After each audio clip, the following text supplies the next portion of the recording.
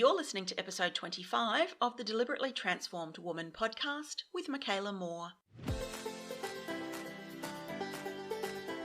Welcome to the Deliberately Transformed Woman podcast. You're about to discover a whole new way of viewing yourself and the world. I'm Makaela Moore, your host, intuitive leadership coach, former HR professional, mother, wife, and self-confessed nerd who loves brain science, Boston Terriers, rustic homewares, and acreage life. My mission is to help women in business to shift their identity and become fearless leaders in life and work so they can stop walking on eggshells and finally be the confident leaders they aspire to be. Unlike other coaches who focus on traditional goal setting and leadership strategies, I use my signature framework, which combines brain science, subconscious reprogramming, and intuition with leadership principles to help women to transform their life from the inside out. So if you're the type of person who wants to let go of the things holding you back and bust through fear, procrastination, and perfectionism, and step into a life that is fulfilling, courageous, and intentional, then this podcast is for you. I'm so happy you're here. Hey, and thanks for joining me. In my last episode, I spoke a lot about personal power. What it is, what it looks like, how to use it, how to step into it and own it, etc. And when I recorded that episode, I had actually hurt my ankle a few days earlier, and I was just in the process of waiting for an appointment with my doctor to have it checked out. And then the day that I released the last episode, the doctor called me to say that I had actually refractured some old fractures in my ankle from 13 years ago.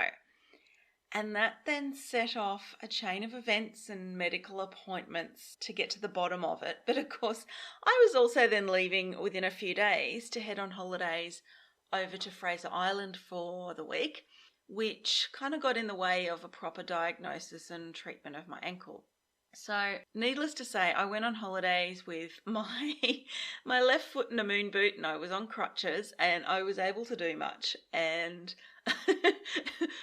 we were staying on, the world's largest sand island, which doesn't exactly go well with crutches, but we made it work. Anyway, fortunately, we had booked a holiday house for the week, and we weren't camping like we would normally be. So I was really, really grateful for that.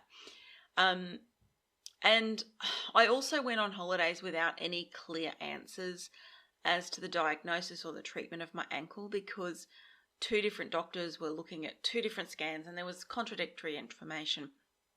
One was saying there was multiple fractures with probable surgery, and the other was saying probable tendon and ligament damage and probably no surgery. So anyway, I tell you all of this because I want to use it as the example for this week's podcast topic, sort of as an extension of last week's topic, which is personal power. So I'm going to go back in time and tell you a little story about the first time I broke my ankle, which in fact was ankles, plural. It was 13 years ago. I fell down the last 3 or 4 steps of a flight of unfamiliar stairs. It was in the dark. I broke both ankles. My right one, it was just a hairline fracture and it wasn't too bad, but the left one had multiple fractures. It was a pretty shitty time, and I spent a week in hospital, several months in a wheelchair, and several more months on crutches. At the time, I had just moved into an inner city apartment on my own, and it was literally the day before that happened I had moved. And I was super excited for this new chapter of my life and, what I was about to create for myself. I was within walking distance of work, and I kind of just had that feeling that, life was just about to take on a new direction for me. Except it wasn't the direction that I had hoped or planned for. And I remember laying in that hospital bed feeling like I'd had the rug literally pulled out from under me, and, that everything felt completely out of my control. I wanted to find the undo button and go back to those stairs and do everything differently. My accident had happened on the 30th of December that year, and I even felt completely ripped off that the plans that I had for New Year's Eve were also taken away from me. And on about the 2nd or 3rd day in hospital, After the swelling has had subsided, they decided to finally put my left ankle in a plaster cast. And I think that lasted maybe an hour or two. I totally freaked out. And I mean, I had a completely out of control adult tantrum. I was found by the nurses having a massive meltdown or panic attack on the bathroom floor of my hospital room. It was not pretty. I was in such a panic, all because claustrophobic me was trapped in this plaster cast and there was literally no way out. They had to sedate me and they cut through the plaster cast, sort of a line all the way up the front of it, just to give me some relief. And then after my week in hospital, I had to move in with my dad for 3 or 4 months so that I had a carer. And because I just couldn't accept what was happening to me, and of course at the time it all felt like it was happening to me, I felt like I needed to regain some control in my life. So I went back to work a few days after getting out of hospital, and it was against doctor's orders, and even my boss didn't want me back at the time, but I was just determined that I needed to do something. So I went back to work. I didn't give my body the rest that it needed to heal, and I resisted every single aspect of that whole experience. I was angry and I was bitter, and I fell into, I suppose, a well of self-pity, and I sat in victimhood. I don't think I was the most pleasant person to be around back then, but at the time, despite all of that, I thought of myself as being the trooper, because I was trying to get on with life, which was true, but unfortunately I wasn't doing it for the right reasons or with the right motivations. And back then I was putting myself and my recovery and my happiness, basically everything, in the hands of other people. And the thing that I felt the most back then was not being in control of the situation, yet ironically I gave away all my personal power when I expected it all to be resolved by external sources out of my control. And I can't remember another time in my life when I've had panic attacks as bad as I did that night on the hospital bathroom floor. It felt in that moment like my life was over and that I was going to die. And rational me knows that that couldn't be further from the truth. But inside that panic attack, that is how I felt. And two of the favourite sayings that I have from one of my mentors is that what we resist persists and what we focus on grows. So back then I could only see the negatives. I felt attacked. I allowed myself to get swallowed up in my own pity party, and then I carried that story with me for years. And for years, my broken ankles were my story and often my excuse for not being able to do things. Even today, just the simple sentence of, I fell down some stairs and broke both ankles, it simultaneously makes me kind of feel sick in the stomach and it sends shivers down my spine, all while I cringe at it. I had absolutely no personal power in that situation. Not that I even knew what that meant back then.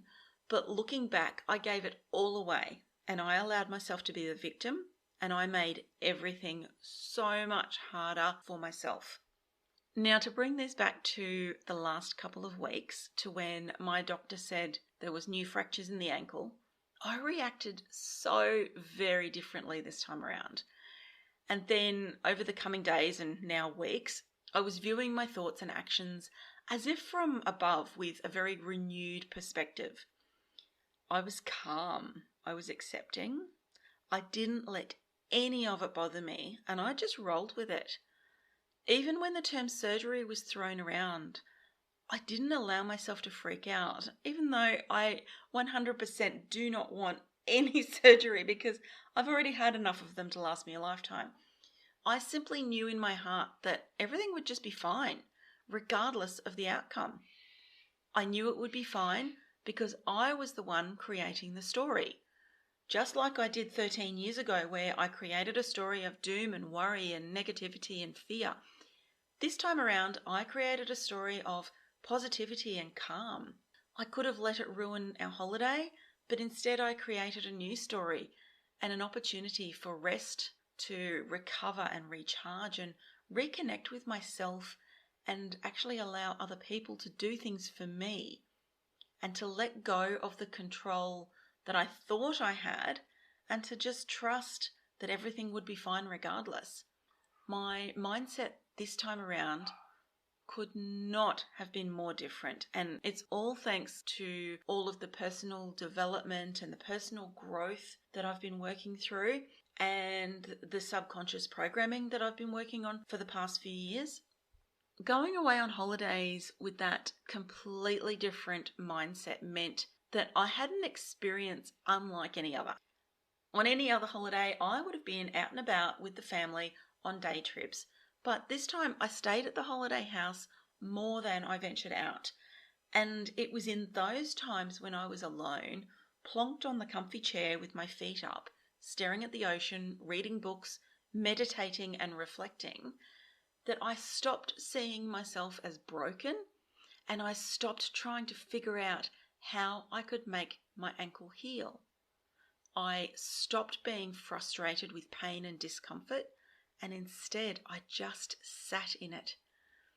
I sat in the discomfort of everything that was going on for me, and trust me, by that stage my whole body was hurting, because something that I probably haven't mentioned yet is that this holiday house we were staying in was a 3-story house. Lots of stairs, and, with crutches definitely wasn't ideal. But of course we booked that months and months ago. Anyway, so yes, my whole body was aching and I was very uncomfortable. But I sat in that discomfort, and I'm talking about both an emotional discomfort and a physical discomfort. I sat in it knowing that the worst that could happen to me would be to be inconvenienced, to be uncomfortable, to be in some pain, and that it basically wasn't going to kill me. Because when we're in those situations, that's what our brain does. It tries to protect us from being killed, essentially. It senses the imminent danger, it feels the pain, it goes into overdrive time trying to protect us from it. And because the brain doesn't know good from bad or fact from fiction out in the real world, it freaks out at the slightest thing in order to keep us safe.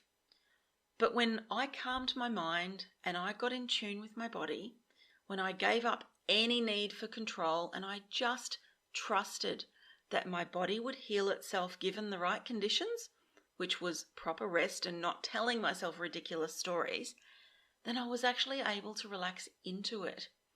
And I sat in a place of acceptance, and literally my whole vibration changed. The me of 13 years ago would have completely ruined that holiday for everyone. And I wouldn't have meant to do it, but it would have happened. And it would have happened through whinging and complaining and playing the victim. But instead, I had a wonderful time, and so did everybody else. Except the weather and the conditions weren't perfect for them to catch the fish that they wanted. But otherwise, it was a really relaxing holiday with no arguing or bickering of any sort. And I know for sure that would not have been the case had I gone on a holiday with a busted ankle previous to doing all of this personal development work. And something that struck me as we were heading up there on our road trip, and we had my dad with us as well, it was just how calm and happy we all were.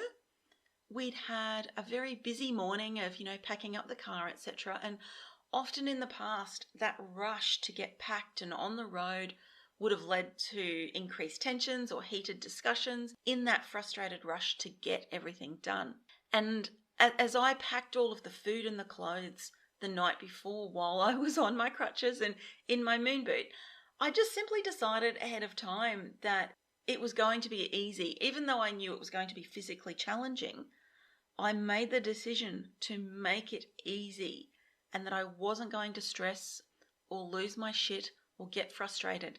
And that is exactly how it went, because I allowed it to go that way. Something else that happened while we were away on holidays was, as I mentioned, we were staying in a 3-story holiday house, so lots and lots of stairs to navigate on crutches. The car park was down on the ground floor, and then, you went up a flight of stairs, you entered through the front door. The bedrooms and the bathrooms were on the first floor, and then you had to go up another flight of stairs where the kitchen, living and dining, along with an additional toilet, they were all up on the top floor. So for the first couple of days, I'd get myself showered and dressed and then head upstairs, and I'd make sure I had everything with me for the day, whilst the others they'd head out to go fishing, and I'd stay home, isolated to that top floor, which it isn't nearly as terrible as I just made that sound. It was actually quite nice, and I had a lovely deck overlooking the ocean. But what happened was I built up this huge fear of going down the stairs. And the internal stairs weren't too bad, which obviously I had to navigate them each night to go down to go to bed. But the external stairs to get down to the car literally frightened me. They were shallow and they were steep, and they were quite often wet, either from rain, because we did have a little bit of rain while we were up there. They were often wet from a bit of rain, or the garden sprinklers, they were on a timer. Now, in case you missed it, when I broke both my ankles 13 years ago, it was by falling down some stairs. So being frightened of stairs comes pretty naturally to me. But after 2 days of not venturing out of that holiday house, the family was starting to get insistent that I come out for a day trip with them. And I wanted to go, but I was so hesitant. So I spent some time, I went and I meditated on it. And I remembered back to when I did my coaching certification 2 years ago. And I was actually the guinea pig for a class demonstration of one of the subconscious reprogramming techniques that we were taught. And it's designed to help you reduce, or in some cases eliminate, the emotions that are attached to a past trauma. And I remember it was quite an intense process. But when I had it done to me, I literally went from the person who had been taking the lift up and down to the conference room of that hotel where we were doing our training each day, because I'd been too fearful of the 2 flights of stairs there. I went from that to the person who ran down those 2 flights of stairs in front of everyone without an ounce of fear. I literally had a cheer squad. It was so funny. But when I was sitting in the holiday house at Fraser, remembering back to that, I also remembered another technique that I use regularly with my clients to overcome fear and anxiety, and that is a visualization exercise. I'm not going to go into all the steps of it here, but basically I worked my way down those front stairs in my mind, and I played out that scene mentally numerous times until I could see it in my mind exactly how it could happen and how it would happen, so that when I did do it, the whole family, who they knew I'd been quite nervous about it, they were absolutely astonished at just how easily and confidently I made my way down those external stairs on my crutches. And then after that, it was no problem. But there was no difference in anything physical, because those stairs were still exactly the same. My foot was still in a moon boot, and I still needed crutches. But because I turned it into a mental game using some of my coaching techniques, I completely changed the situation and the outcome. So I suppose the reason I wanted to tell you that story was because the way in which I have approached my busted ankle this time around could not be more different than the first time 13 years ago. It could not be more different, and it is this time around. It has been so different. It has been cool, calm, collected.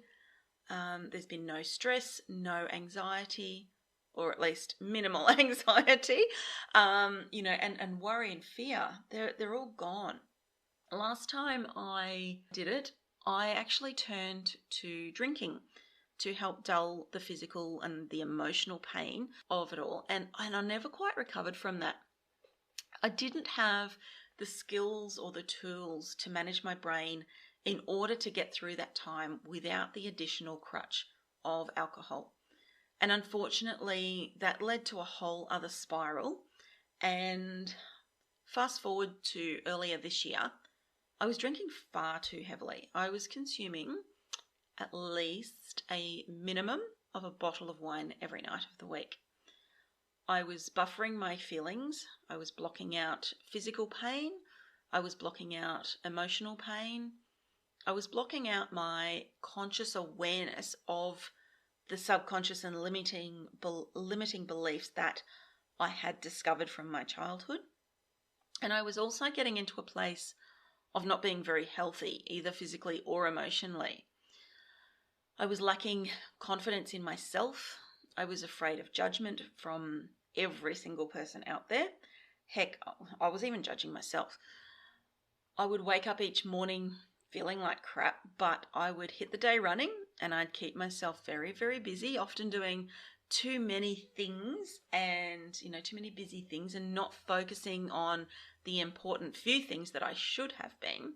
I kept myself busy and distracted throughout the day so that I didn't have to face my inner demons, which were mostly my lack of confidence, my imposter syndrome, my inferiority complex, and the disappointment that I had in myself for the one habit that was bigger than drinking, and that was procrastination.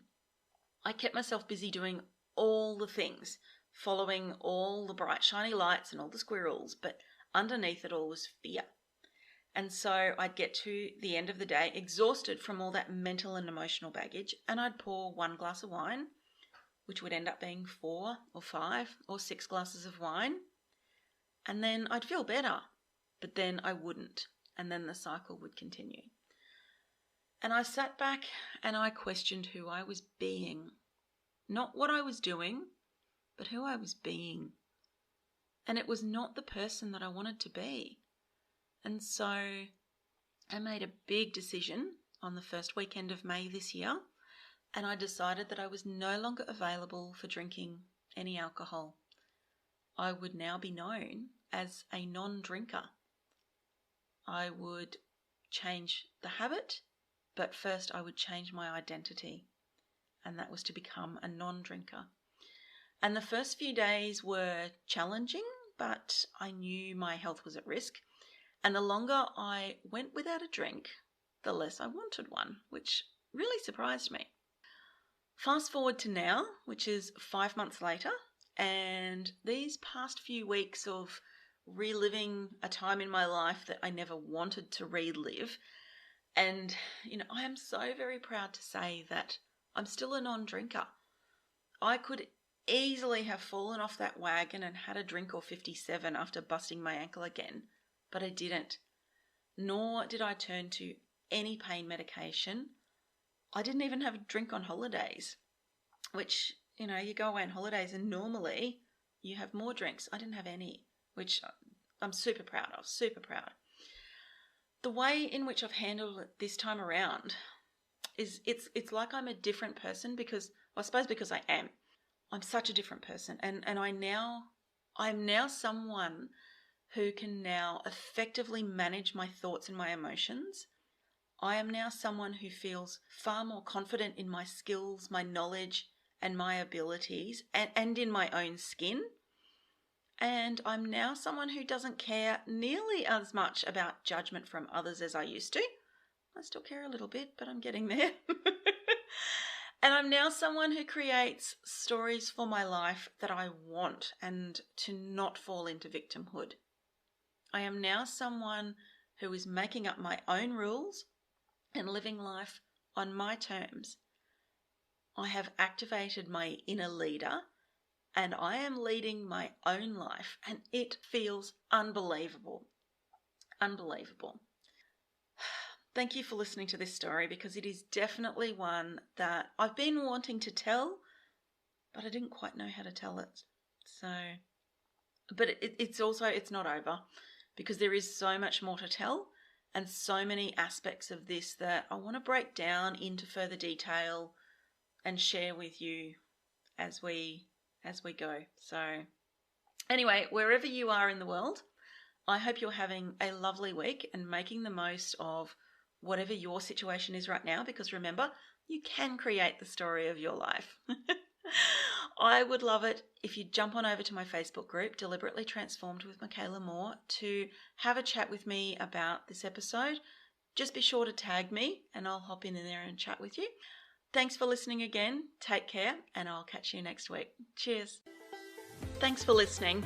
The fact that you're here means that you find value in this podcast, and if you're finding value here, then your friends and family will too. So do them and me a favour, if you will, and share this podcast with them, please. If you'd like more inspiration and to connect with other deliberate transformers, head on over to my Facebook group, Deliberately Transformed with Makaela Moore. You'll find the link in the show notes. You'll also want to hit subscribe to make sure that you never miss an episode. Until next time, take care.